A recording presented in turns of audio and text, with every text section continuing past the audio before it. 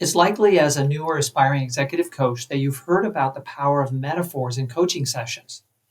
I'd like to share about one specific type of metaphor in this video that will help you to have deeper, more meaningful conversations with your clients by picking up on this type of metaphor.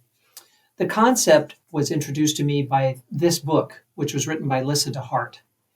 It is a book on metaphors, right? Light up the science of coaching with metaphors. And I've pretty much finished reading it. And I believe that the content in it is really good to help you to deepen your understanding of coaching with metaphors. Now, Lisa talks about one specific type of metaphor, which is pretty important in a coaching conversation, and that's a owned metaphor. And what she means by an owned metaphor is something that is a metaphor that the client uses to describe themselves, their experience, to put them into the situation. So what would be an example of that? Well, if the coaching client is describing a struggle that they're having, working with a team on a project, they might use the metaphor, I feel like I'm a fish swimming upstream.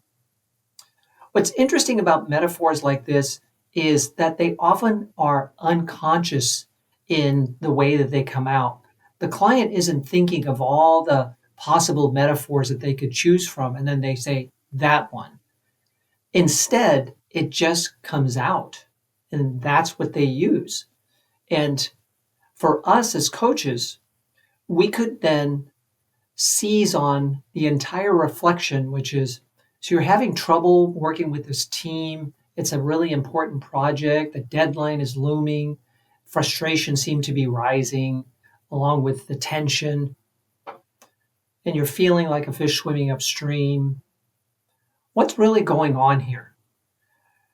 In that reflection, I'm not really seizing on the metaphor at all, but just sharing it as part of the overall reflection. What you could do instead is realize the use of that metaphor is important as it's meaning something at a deeper level with this client. And rather than talking about all of the different aspects of the project and the team, you could just say, you feel like a fish swimming upstream. What's going on there? What more could you say about that?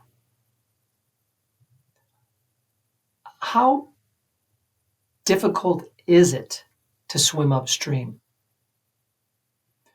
So ask about the metaphor exactly instead of reflecting the whole set of statements.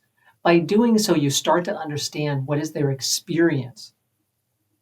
So earlier I mentioned that this is an owned metaphor where the client is putting themselves in the situation by sharing I or my statements, right? I feel like. My thoughts are that I'm a fish swimming upstream. What's an example of a metaphor that's not owned? Well, if we just say that this team that's working together, they're like cats and dogs.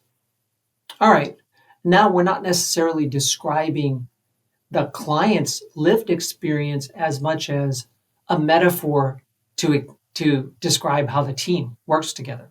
And it says something, but if we seize on that, we're not necessarily going deeper with the client, right? So that's not a metaphor that we might capture and bring into the conversation to explore more deeply with the client.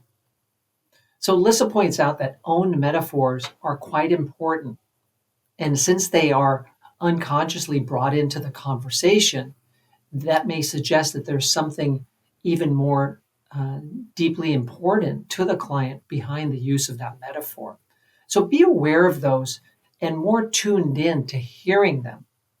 I had a coaching session with a demo client, actually, not that long ago. And in describing their frustration with the situation, they said, I feel like a pig in mud. And they didn't mean frolicking in the mud, enjoying the mud. They felt like they were wallowing and stuck. So it was not a pretty picture. And it described a level of frustration that was pretty graphic, right? Pretty graphic, pretty intense. So I definitely reflected that back and talked more about that. because that was an example of an owned metaphor. We're just scratching the surface on using metaphors in coaching. To go deeper on this topic, I highly recommend that you purchase that book, Light Up the Science of Coaching with Metaphors by Lissa DeHart. I think you'll like it very much, as I have. And she has videos and blog posts probably on the topics as well that you can explore. Later, I may share other aspects of the book that I have learned, because there's a lot of great material in there related to the use of metaphors. But for now, I want to leave it there and invite you to describe your own use of metaphors in coaching in the comments below. I respond to all comments. And if you found this video helpful, of course you should examine Lissa's material more deeply, but you should also consider enrolling in the Center for Executive Coaching, where I share from my own 16 years of experience in coaching to guide you through online training classes most weeks of the year, in-person seminars several times a year, where you can get trained and certified to be one of the world's leading executive coaches. If that's of interest to you, to work directly with me, visit my blog site dedicated to understanding our programs, BayAreaExecutiveCoachTraining.com. There are also other resources there that you can tap into to support your work as an executive coach. You can schedule time with me, or simply email me your questions at michael@BayAreaExecutiveCoach.com. And that goes for coaching questions in general. I may answer them in a future video. I also recommend visiting my LinkedIn company page. Search for Bay Area Executive Coach on LinkedIn and follow that page, because I share posts weekly to help new and aspiring coaches like you. Thank you very much.